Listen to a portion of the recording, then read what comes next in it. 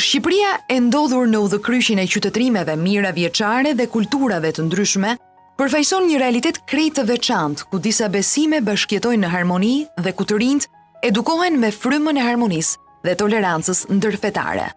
Kjo vlerë e jona zëfill që herët dhe lartësohet nga përpjekjet e rilindasve për të mbajtur shqiptarët e bashkuar rreth idealit kombëtar.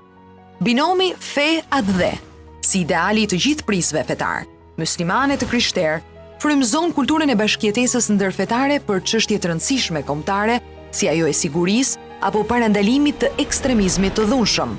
Toleranca ndërfetare shërben si një piknisje për dialogun dhe bashkëpunimin ndërfetar.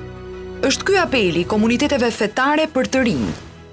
Se asnjë shoqëri nuk është mbrojtur nga ekstremizmi i dhunshëm dhe terrorizmi.